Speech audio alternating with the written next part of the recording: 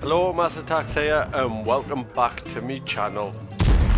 Today we're going to have a look at a battle from the Chinese Tier 8 Premium Tank Destroyer.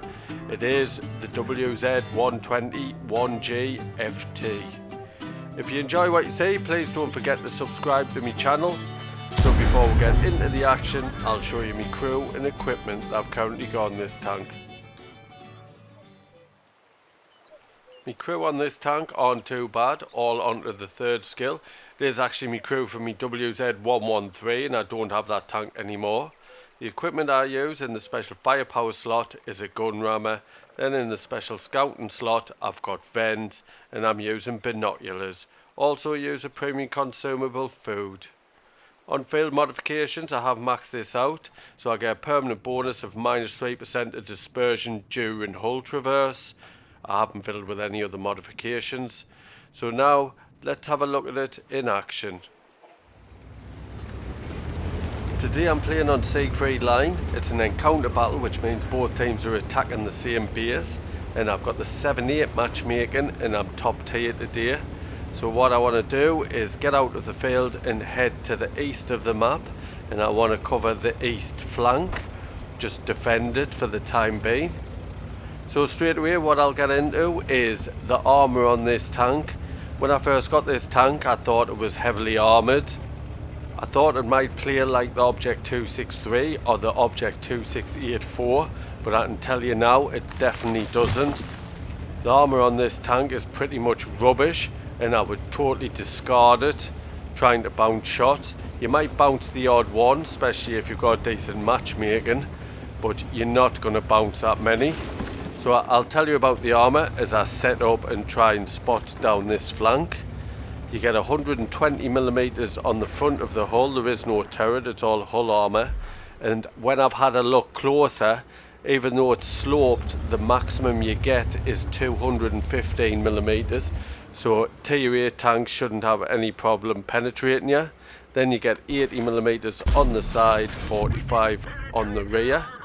So we've had a scout push down this flank, which I'm surprised about. You would have thought he'd be scouting in the field, but he's pushed down this flank, so I'm trying to get some shots in anybody he spots.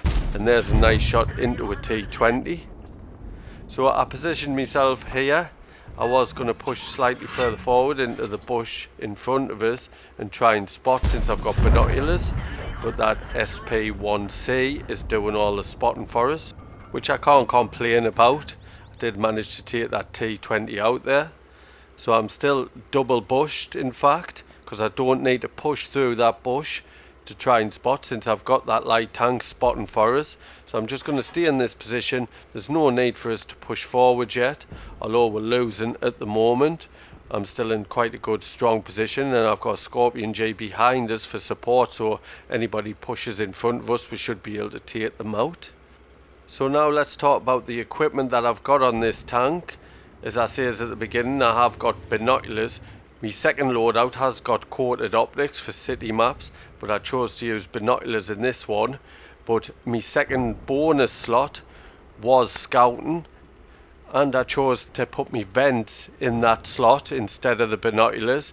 And the reason behind that is I've managed to get a view range of 570 meters with this loadout, and I didn't think I really need to boost that, and I preferred to have the extra boost to everything else by putting vents in that slot. So now I'll tell you the good thing about this tank destroyer, and that is the gun. You get a 122mm gun on this tank. It has 248mm of penetration with 440 alpha damage. With my crew and equipment I've got a reload time of 7.59 seconds, which gives us a DPM of 3477.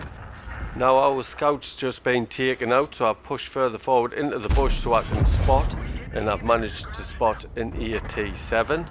Didn't get a penetrating shot in. So I'll get back to the gun stats. With my crew and equipment I've got an aim time of 2.54 seconds, which isn't great, it's quite poor. But the dispersion on this tank is 0.32, which is really nice. Also you do actually get 6 degrees of gun depression as well, which was a little bit of a surprise for us. So back to the battle, and the enemy started capping. But since there's only one enemy capping and it's an encounter battle, it is over 3 minutes for him to cap the base out. So I'm not going to move forward yet. I've got plenty of time. I'm just going to stay here and hopefully keeping this flank clear. So the Scorpion J is pushing a little bit further forward. He's in the bushes just to my left. And there you go. Panzer 58 I've spotted. And there's a nice shot into him. 403 damage. I was just checking in case anything was behind us and I was pulling into them. See if I could pull out without driving into somebody if I got spotted, but I didn't actually get spotted. So I've spotted the 87 again. Oh, I've got the side of him. I might be able to penetrate now easy enough. And there's the shot into him. Lovely roll there, 501. Not getting any assistance, but I'm not too concerned about that. So my plan is to stop here on this flank. I was hoping that my team would whittle the enemy down, but they're not doing the greatest. We are 2,600 hit points down, and then I was just going to wait to the right time and then push straight in, try and reset the cap. So I've spotted a T-44-100, and there's a nice shot into him, and I still didn't get spotted. The camo rating on this isn't too bad. Stationary, I've got a camo of 27.08, and then when I'm moving it's 17.85, so not too bad there. And I've managed to take the 87 out, which I'm glad about. Can I get another shot into the T-44-100? I know there's a building there, though you can't really see it through the bushes. But I'm just going to wait. The Scorpion J looks like he's going to peak. I'll just wait here, see if that 44-100 pushes. He has got great mobility, although I do, but he will be able to circle us, I would suspect. So I don't want to push into that little trap. Just want to push forward. I tried, thought he might be behind a wall that I could get to, but I was wrong. So I pushed a little bit further forward to try and help me Scorpion J. Tried a snapshot, didn't work. The aim time is too long, so the circle was too big. So can I get a shot in now? I just wait for him to pull back into that opening. I would like to take him out. And there's one shot into him, and I've tracked him in position. If he stays there, I might be able to take him out. There's only 42 seconds left on the cap. I'm going to have to push in now. So I waited for as long as I could.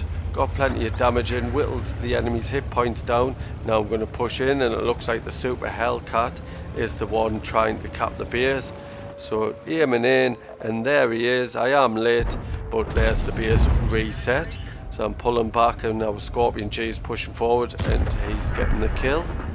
So I was just sitting back to see if that 44-100 was going to flank us. Doesn't look like it, so I'm going to go for the Panzer 58. That was around this corner, and he still is. I bounced his shot surprisingly and got a nice big shot into him. So I'm pulling back as the 44-100 pulling out. Scorpion J rammed us. I did take a shot from the Panzer 58. I wasn't concerned about that, and the 44-100 has been taken out. So I did wait to the last minute because the mobility on this tank is really good. You do get a forward top speed of 50 kilometers an hour, and you also get out of trouble really quick with 20 in reverse. So I waited to the last minute and then just pushed in and reset the cap. So now I've got the Tiger 1 in my sights, got a shot into him, and he's been taken out. Only the IS left. Can I get around this corner and get a shot in? And I've been beaten to it.